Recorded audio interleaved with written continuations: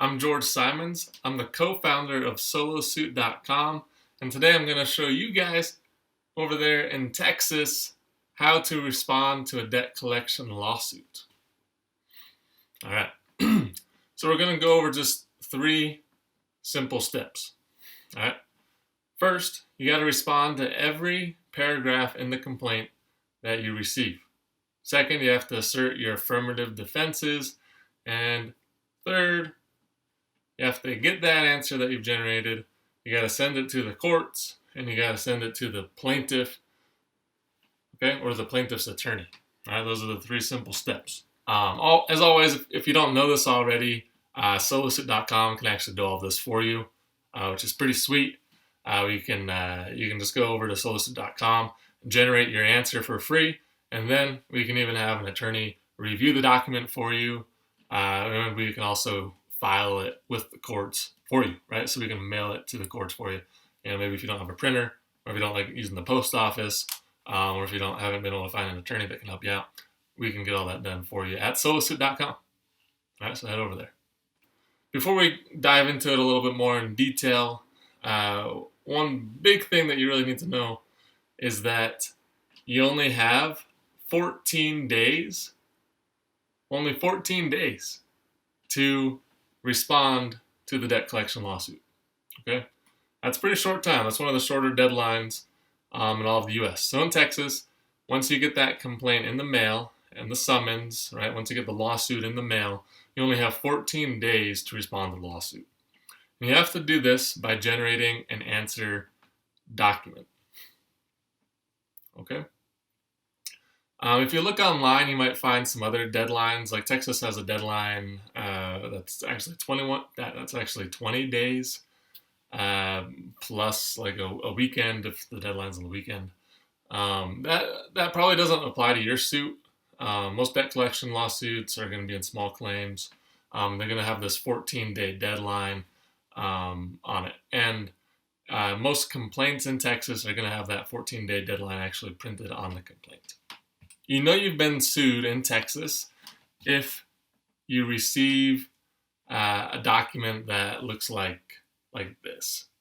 Okay, this is a summons for debt collection in Texas. Okay, so just keep your eyes open for that.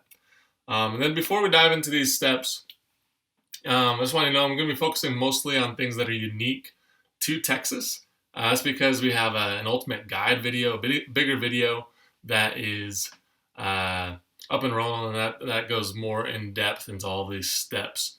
And you can go to that video and check it out. Okay. Step 1. All right, you're going to you have to generate this answer document, and step 1 is actually responding to every paragraph in the complaint that you've received. Right? The complaint will say why you're being sued. You know, is it credit card debt? Is it like late payment? Is this you've defaulted on a payday loan? Right? It'll tell you why you're being sued. It'll tell you how much. Right? You're being sued for $3,000 plus $500 in attorney's fees. Okay. You have to respond to every paragraph, and you can either agree, disagree, or say I don't know. Okay. And generally speaking, right, the formal language is that agree is, you mean I admit everything in the complaint, or I admit everything in the paragraph. And then 2, you disagree, that means you deny anything or something, at least one thing in the paragraph. And then 3, I don't know, it means you deny because you have lack of sufficient knowledge to either to admit or deny more clearly. Okay, so those are your options there. You can also, pretty good option, you can actually just deny everything, just do a general denial where you deny all of the paragraphs in the complaint. That can actually be a pretty great option. And that'll make it more difficult for the plaintiff because they'll actually have to prove everything in the complaint. Okay.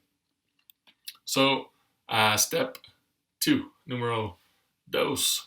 Okay, you have to assert your affirmative defenses. If you don't do it here, you can't do it later. All right, just real quick, 7 common affirmative defenses. you don't owe the money. Okay? Plaintiff is suing for the wrong amount of money. Plaintiff waited too long to bring his case. He's waited to the last minute to sue you for the debt. Contract is unfair or unconscionable. You are a victim of identity theft or mistaken identity. You paid some or all of the debt. And then number 7, statute of limitations has expired. Okay. A little bit more on statute of limitations because those vary from state to state. In Texas, the statute of limitations is only 4 years long. Okay, that means the collector only has 4 years to sue you for the debt. That's pretty short. That's actually one of the shortest in the nation. Apparently, Texas likes to do things real quick. Everything's bigger in Texas except for its deadlines. Wow. All right. So that means it's 4 years. The statute of limitations on written, oral agreements and debts, as well as credit cards. So that means that after 4 years, so how the statute of limitations work in Texas is that after 4 years, the collector can no longer sue you for the debt. Okay, so that's pretty great.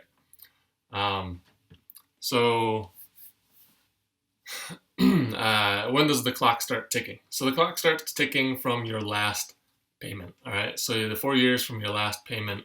And there may be some nuances there. Generally speaking, it's 4 years.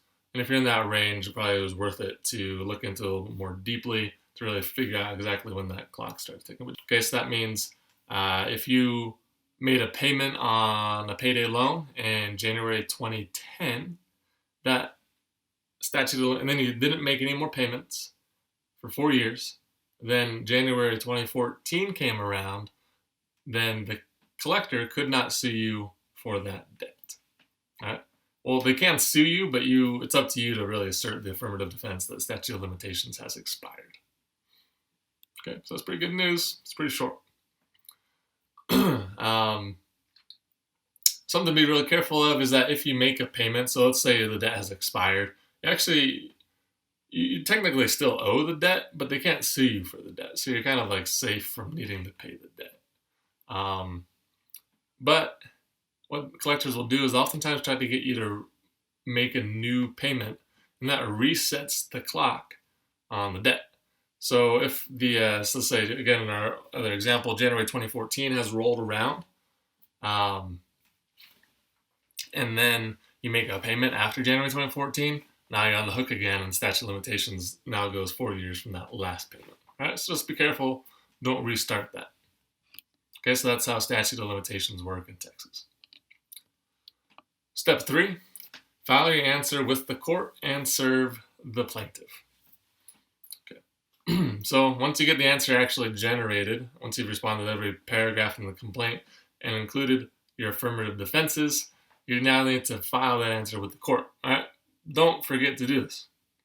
Don't let all that hard work you do go to nothing. All right? It's pretty easy to do it in Texas. There's no fee. There's no fee for filing your answer. Some places there are big fees. Texas, no fee. That's good. It's a plus. There's some business about getting it file stamped in Texas. I called up the clerk of the court down there in Texas. Looks like you really don't have to actually get it filed stamped if you're like a self-represented defendant in debt collection. All right, so don't worry about that. You're going to have a certificate of service showing that you actually served this on the plaintiff.